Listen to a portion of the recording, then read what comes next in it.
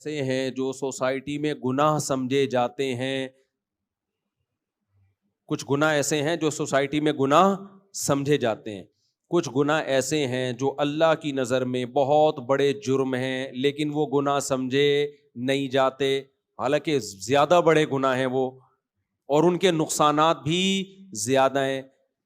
زنا ایک گناہ ہے لیکن لوگ اس کو گناہ سمجھتے بھی، وہ جملہ مکمل کرنا ہے آپ لوگوں نے۔ زنا ایک گناہ ہے، لوگ اس کو گناہ سمجھتے ہیں، کیوں نہیں ہے بھائی؟ ہیں، اتنے بھی کافر تھوڑی ہوئے ہیں لوگ کہ زنا کو حلال سمجھنا شروع کر دیں، یہ کہہ رہے ہیں نہیں ہے۔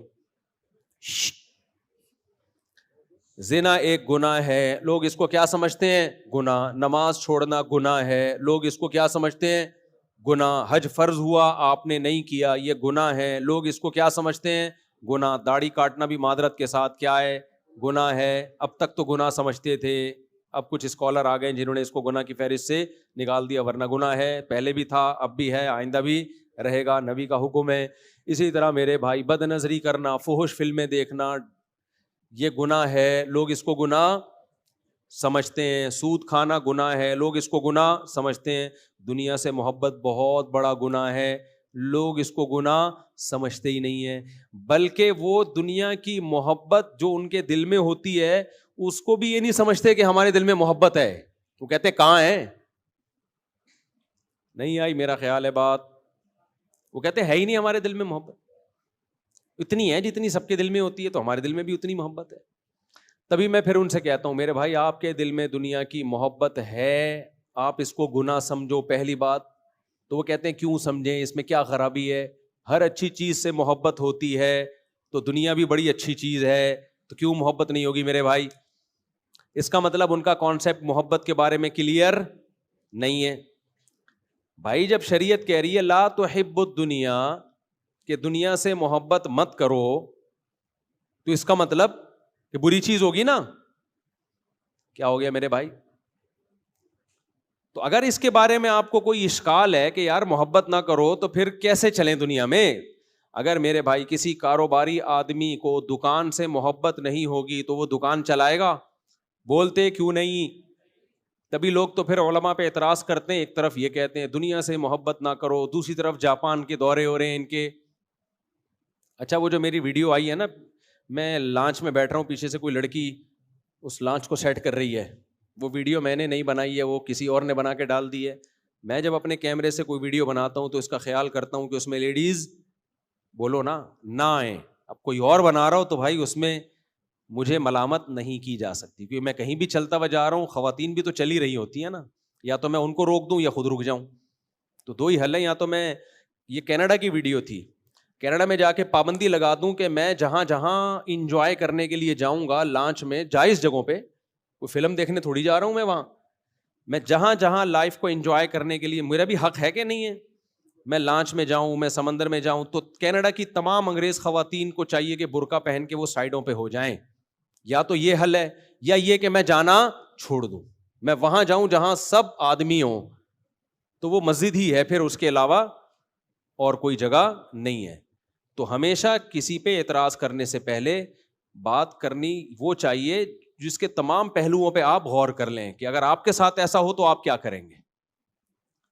اب وہاں جہاں میں کینیڈا میں ایک لیک ہے، ایک جھیل ہے، وہاں میں جب، مجھے بتاؤ کینیڈا میں کسی جھیل پہ جانا جائز ہے یا نہیں ہے؟ اسٹیپ بائی اسٹیپ نا، کیونکہ اس پہ اتنا بڑا تماشا بنا ہے، کچھ لوگوں نے میرے بیان پہ ہی پابندی لگا دی کہ اس آدمی کو ہم نے بلانا ہی نہیں ہے، دیکھو یہ لڑکی پیچھے سے وہ جو ہے نا لانچ میں بھی بٹھا رہی ہے اس کو اور یہ جا رہا ہے، یہ کیسا یار، کس توبہ توبہ استغفر اللہ۔ تو ان کو میں کہہ رہا ہوں، بڑے کچھ لوگ ہیں جنہوں نے پابندی لگا دی، تو لگاتے ہیں، کوئی اس سے ہماری صحت پہ کوئی ایسا فرق پڑتا نہیں ہے، لیکن ایک مثال دے رہا ہوں کہ میرے لیے کینیڈا جانا جائز ہے یا نہیں؟ پہلا سوال، کینیڈا میں میرے لیے کسی جھیل پہ تفریح کے لیے جانا جائز ہے یا نہیں ہے؟ جائز ہے۔ اس میں لانچ میں بیٹھنا، وہ بھی مولویوں کے ساتھ، سارے مدرسے کے طلبہ تھے، یہ نہیں کہ چھپڑ میں کسی کو لے کے گھوم رہا ہوں میں، وہاں پہ سارے مولانا لوگ تھے، تبلیغی جماعت والے تھے، مدرسے کے طلبہ بھی مدرسے کے طلبہ تھے جنہوں نے میرے لیے گھمانے پھرانے کا انتظام کیا کہ ہم آپ کو گھمانے لے کے جائیں گے۔ تو لانچ میں انہوں نے مجھے، مولویوں نے بٹھایا، سارے دائیں بائیں مولوی، وہ نظر نہیں آ رہے، نظر کون آ رہی ہے ان سب کو؟ ایک لیڈی نظر آ رہی، تو ٹرکی تو یہ لوگ ہوئے۔ اچھا خیر، تو ان مولانا نے مجھے لانچ میں بٹھایا, میرے لیے اس لانچ میں بیٹھنا جائز تھا یا نہیں تھا؟ وہ لانچ کا اور اس پورا سیٹ اپ کا انتظام انگریز خواتین کے پاس تھا. تو اگر وہ پورا سیٹ اپ میرا ہوتا اور میں نے وہ لڑکیوں کے حوالے کیا ہوتا تو آپ کہتے ہیں مفتی صاحب آپ مولوی ہو کے یہ کام کر رہے ہو. بھائی وہ کینیڈا کی گورنمنٹ ہے, تو وہ جو چاہے کرے, ہم اس کو پابند نہیں کر سکتے. بسوں میں بیٹھتے ہیں, جہاز میں بیٹھتے ہیں, تو کیا وہاں کوئی داڑھی مونچھ والے آدمی آتے ہیں چائے لے کے آپ کے سامنے؟ ایئر ہوسٹس آتی ہے نا. امریکہ میں ہم نے دیکھی ہیں جہازوں میں ایئر ہوسٹس بوڑھی بوڑھی, بالکل بوڑھی عورتیں, ان کو اس سے کوئی غرض نہیں ہے کہ جوان ہو یا بوڑھی ہو. وہ کہتے ہیں یار کام ہو, وہ کام کرتی ہیں. آپ چائے منگواؤ ٹھک کر کے چائے آئے گی, آپ نے پانی منگوانا ہے ٹھک کر کے پانی آئے گا. لیکن ہمارے ہاں جو کانسیپٹ ایئر ہوسٹس کا ہے کہ وہ ان کو پتا ہے کہ شاید کچھ اس کے بغیر شاید بیٹھیں گے نہیں لوگ, واللہ عالم, واللہ میں کسی پہ الزام نہیں لگا رہا, لیکن بہرحال. تو اب آپ کو جہاز میں بیٹھنا اس لیے جائز نہیں ہے کہ وہاں ایئر ہوسٹس چائے لے کے آتی ہے, تو بھائی پھر تو کہیں بھی بیٹھنا جائز نہیں آپ کے لیے, کہیں بھی جانا جائز نہیں ہے. تو اس لیے اعتراض کرنے سے پہلے کچھ تھوڑا سا سوچ لیا کریں, اپنے آپ کو اس جگہ رکھ کے سوچا کریں کہ مفتی صاحب کی جگہ اگر آپ وینکوور میں ہوتے اور آپ کو کوئی لیک پہ گھمانے کے لیے لے کے جاتا اور آپ کو کوئی لانچ میں بٹھاتا اور بٹھانے والی لڑکی ہوتی, تو آپ کیا کرتے؟ چھوڑ دیتے اس کو کہ چونکہ لڑکی بٹھا رہی ہے. حالانکہ لڑکی سے کوئی ہمارا لینا دینا تھا نہیں, وہ انگلش میں ٹھش پش بہت بول رہی تھی. جب زیادہ اس نے میرے ساتھ انگلش بولی ہے نا, تو میں نے ایک دوست سے بولا, میں نے کہا پنجابی میں پتہ نہیں کیا کیا بول رہی ہے, اس کو بولے انگلش میں بات کرے میرے سے. خیر میں نے کہا گھنٹے سے پنجابی میں پتہ نہیں کیا کیا بول رہی ہے, اس کو بولو تمیز سے کس میں بات کریں, انگلش میں. اس کو نہیں سمجھ میں آیا کہ میں نے کیا کہا. خیر اپنی بے عزتی چھپانے کے لیے میں نے کہا یہ, کیونکہ انگلش بولے جا رہی تھی اتنی فاسٹ, تو اس لیے میں نے پھر مذاق میں اس سے کہا کہ میں نے کہا اس کو بولو یہ پنجابی چھوڑ کے میرے سے کس میں بات کرے. آپ لوگ کی سمجھ میں نہیں آیا تو اس کی کیا سمجھ میں آیا ہوگا. خیر تو اعتراض تو لوگ کرتے چلے جا رہے ہیں. تو ہاں یہ ایک اعتراض بنتا ہے کہ ایسی ویڈیو جس میں اس طرح سلیو لیس ڈریس میں کوئی لڑکی ہو, ایسی ویڈیو یوٹیوب پہ نہیں ڈالنی چاہیے. یہ اعتراض بالکل درست ہے. تو اس کا جواب یہ کہ وہ میں نے نہیں ڈالی, وہ کسی اور نے بنا کے ڈال دی ہے. اور ایک اور بات سے بات چلتی ہے, یہ جو میری آج کل بہت زیادہ ویڈیوز آ رہی ہیں ٹک ٹاک پہ, یوں چلتا ہوا جا رہا ہوں, پھر یوں دائیں دیکھ رہا ہوں, پھر کلاس میں جا رہا ہوں, یہ میں نہیں بنا رہا, نہ مجھے یہ طرز عمل پسند ہے. اب ہر آدمی کے ہاتھ میں موبائل ہے. میں کلاس میں جاتا ہوں, کوئی طالب علم بنا رہا ہوتا ہے, میں نیچے جامعۃ الرشید کے پارک میں چائے پی رہا ہوں, وہاں سے کوئی طالب علم بنا رہا ہے, ہم روک روک کے تھک گئے ہیں, ابھی آہستہ آہستہ اس کو کنٹرول کر رہے ہیں. لیکن یہ کام میں نہیں کرتا, اور میں طلبہ سے کہتا ہوں یہ فنکاروں پہ, اداکاروں پہ یہ چیزیں سوٹ کرتی ہیں. اسٹائل مارنا, گاڑی میں بیٹھ رہے ہیں, گاڑی سے اتر رہے ہیں, پھر یوں جا رہے ہیں, پھر یوں اسٹائل مارا, یہ ایکٹروں پہ کے کام ہے. یہ علماء کے پہ سوٹ یہ چیزیں نہیں کرتی. تمیز سے زندگی گزارو, جو یہ شو بازی چھوڑ دو. تو یہ بھی میرا ٹک ٹاک پہ کوئی اکاؤنٹ ہے ہی نہیں, ٹک ٹاک پہ میرا کوئی اکاؤنٹ نہیں ہے. تو یہ سب لوگ کر رہے ہیں اپنے چینلوں کو گرو کرنے کے لیے, مجھے استعمال کیا جا رہا ہے کہ یوں آ رہے ہیں, یوں جا رہے ہیں, ایسے اسٹائل مار رہے ہیں. یہ میں نہیں کر رہا. خیر ہم اپنے اصل موضوع کی طرف آتے ہیں. تو میں یہ عرض کر رہا تھا میرے بھائی کہ دیکھو, دنیا سے محبت یہ جرم ہے. اب سوال یہ پیدا ہوتا ہے کہ اگر دنیا سے محبت جرم ہے, اچھا دیکھو جتنے بھی گناہ ہیں نا وہ ڈپریشن پیدا کرنے میں اتنے معاون مددگار نہیں ہے. دنیا سے محبت ایک ایسا گناہ ہے جو سب سے زیادہ اسٹریس اور ڈپریشن پیدا کرتا ہے. یہ کچھ گناہ ایسے ہیں نا جس کی سزا انسان کو دنیا میں ملتی ہے. کیا خیال ہے بھائی؟ ہیروئن پیو گے, آخرت میں ٹھکائی بعد میں ہوگی, دنیا میں سزا پہلے. وہ کیا سزا ہے؟ تھوڑے دنوں میں ہڈیوں کا ڈھانچہ بن جاؤ گے, کالا رنگ ہو جائے گا, منہ سے بدبو آئے گی, مرے ہوئے ملو گے کسی پائپ کے برساتی نالے کے اندر سے. یہ دنیا کی سزا ہے. کیا خیال ہے؟ جسم تڑپتا ہے, خراب ہوتا ہے. تو کچھ جرم ایسے ہیں جن کی سزا آخرت میں بعد میں ملے گی, دنیا میں پہلے جیسے نشے ہیں, جو نشہ کرتے ہیں ان کو دنیا میں بھی برباد ہو جاتے ہیں. ڈپریشن میں بہت زیادہ, یعنی ڈپریشن سے مراد دماغ خراب ہونا, جب نہیں ملتی تو پریشان ہوتے ہیں. تو ایسے ہی خوب اچھی طرح سمجھو, دنیا کی محبت ایک ایسا جرم ہے جس کی اللہ دنیا میں سزا دیتے ہیں. وہ سزا کیا ہے؟ ڈپریشن, اسٹریس, بے سکونی. اس لیے اگر اپنی زندگی کو خوشیاں بھری بنانا چاہتے ہو نا, جنت تو آخرت میں بعد میں ملے گی. دنیا کو اگر جنت بنانا چاہتے ہو تو اللہ رسول نے جو حکم دیا کہ دنیا سے محبت نہ کرو, اس حکم میں اللہ رسول کو فالو کرو. سمجھتے ہو کہ نہیں سمجھتے؟ اب سوال وہ گھوم پھر کے آتا ہے کہ بھئی یہ کیسے ممکن ہے کہ ہم دنیا سے محبت نہ کریں؟ اگر نہیں کریں گے تو دنیا کما سکتے ہیں پھر ہم کیا؟ بھائی انسان کو جس چیز کی طرف اٹریکشن ہوتی ہے اسی چیز کی طرف جاتا ہے, یا جس کی طرف اٹریکشن نہ ادھر جائے گا؟ ارے مجھے ایک بات بتاؤ, 2 رشتے آئے آپ کے لیے, ایک چڑیل کا رشتہ آیا اور ایک خاتون کا رشتہ آیا, کس کی طرف جاؤ گے؟ چڑیل کی طرف جاؤ گے؟ حالانکہ وہ بھی تو لیڈیز ہی ہے, صرف جنات کی لیڈیز ہے وہ. جنات میں لیڈیز کو پیار سے کیا کہا جاتا ہے؟ چڑیل. ان کا پیار چڑیل, ایسے پیار سے یہی کہا جا رہا ہے, تو سو تو نفرت سے کیا کہا جاتا ہوگا؟ جنات میں کسی کو پیار سے چڑیل کہا جاتا ہے, تو سوچو نفرت سے کیا کہا جاتا ہوگا. خیر, تو جنات کی الگ دنیا ہے. تو سوال یہ پیدا ہوتا ہے کہ بھائی جب اٹریکشن ہی نہیں ہوگی تو دنیا کی طرف ہم جائیں گے کیسے؟ جب جائیں گے نہیں تو کمائیں گے نہیں, جب کمائیں گے نہیں تو ہم تو ننگ دھڑنگ بھوک سے مر جائیں گے, کسی کام کے دنیا میں نہیں رہیں گے. تو خوب سمجھ لو, ہر فیلڈ میں جو الفاظ ہوتے ہیں ان الفاظ کا مطلب الگ ہوتا ہے. ہر فیلڈ میں نا, دیکھو ہر فیلڈ کی ایک الگ ٹرم ہوتی ہے, اصطلاح ہوتی ہے. مثال کے طور پر, بھائی بچوں شور نہ کرو, بہت شور کی آوازیں آ رہی ہیں اوپر سے, کوئی سنبھالے یار بچوں کو ذرا اوپر سے, بہت زیادہ شور کی مسلسل آوازیں آ رہی ہیں اوپر سے. اب دیکھو ادھر مثال کے طور پہ حکیم لوگ کہتے ہیں یہ چیز ٹھنڈی ہے, یہ چیز گرم ہے. انڈا کیا کہتے ہیں حکیم لوگ؟ ٹھنڈا ہوتا ہے گرم ہوتا ہے؟ گرم ہوتا ہے. بھائی انڈا گرم ہوتا ہے. اب آپ نے فریج سے انڈا نکالا, بالکل یخ ٹھنڈا تھا وہ, آپ نے کھایا, پیٹ ویٹ خراب ہو گیا, حکیم کے پاس گئے, حکیم نے کہا کہ میں نے تمہیں کہا تھا گرم چیزیں مت کھانا. آپ کہیں گے حکیم صاحب میں نے تو فریج سے نکال کے کھایا, بالکل ٹھنڈا جما ہوا انڈا تھا.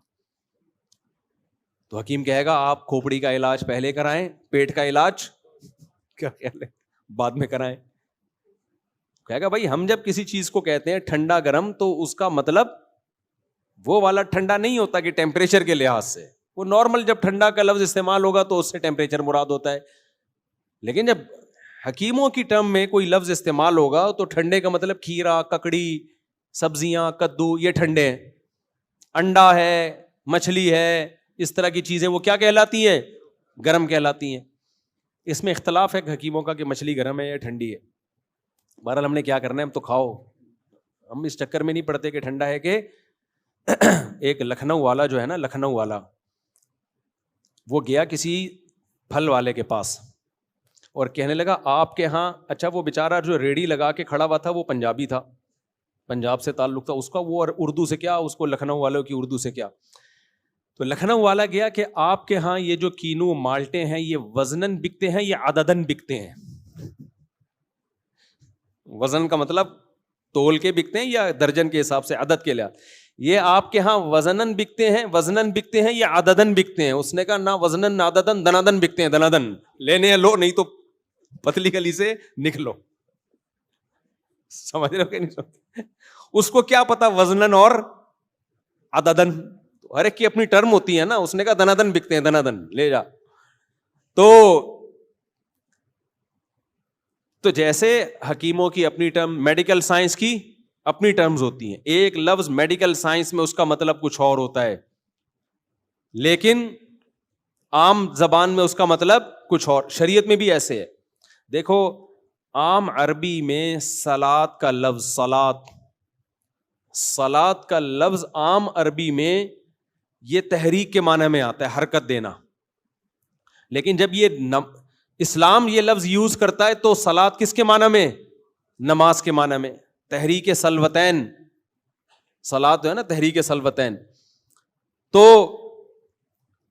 قرآن میں جب یہ لفظ استعمال ہوا صلی یصلی سے, تو دعا کے معنی میں. اللہ کی طرف جب نسبت ہوگی کہ اللہ صلاۃ پڑھتا ہے, تو کیا مطلب؟